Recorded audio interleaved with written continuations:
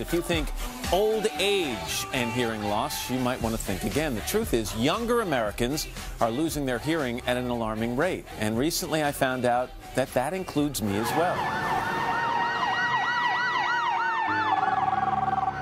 We live in a noisy world.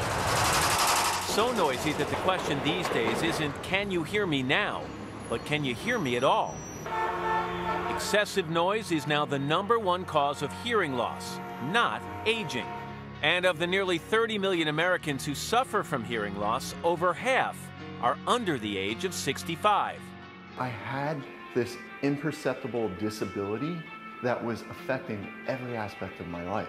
39-year-old Jim McDade, like a true child of the 80s, grew up wearing headphones. But I would go to bed with them on at night, and I'd wake up at like 1 in the morning, and my ears would be throbbing. Like most people, Jim's hearing loss developed gradually. In the beginning, he would turn to his wife for help. In a group situation, I would end up like speaking for him or giving him cues so that he would know what was being said. And then as the years went on, Jim began to disengage from any social situation. I was always afraid of missing something, or there would be an awkward situation, and inevitably I would get caught. And there was an anxiety to that. Another big concern, the stigma of wearing traditional hearing aids, especially since he was starting his own fitness business. I would rather have taken my chances without them than have them in and people make judgments on me.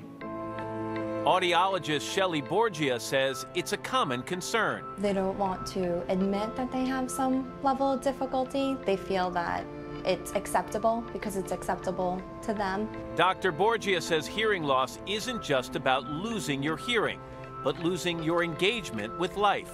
She said, look, if you don't do something about this, dementia is going to set in and your brain's just going to shut off.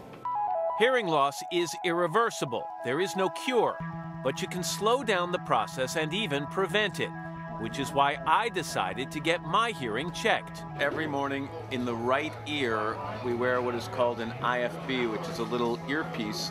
This worries me. I wonder what this has done to my hearing. The first part of the hearing test is a physical examination. So this is going to tell you how much the eardrum is actually moving? Yes. The next part of the test is the actual hearing evaluation, a series of tones I had to respond to.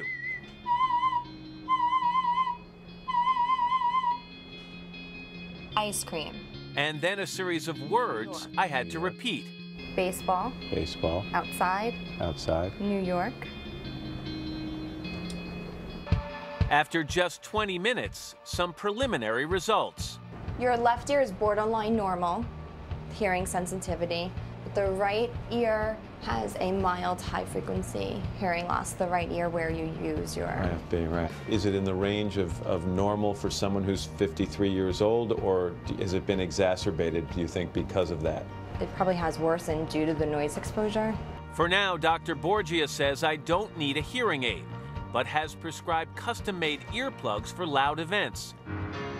Jim McDade's results were quite different. He had significant hearing loss in both ears, requiring hearing aids. Are we having ringing? No. No? Do you feel okay? Yeah. Jim's hearing aids are called Lyric, but there are other choices, and they're nothing like those old beige bananas of the past. When I heard the strength of my voice, it made me cry. It was as if I hadn't heard that voice in a very long time. And now that Jim has regained that voice, he has a message he wants you to hear. Get it taken care of. You don't know what you're missing. You don't know what you don't know.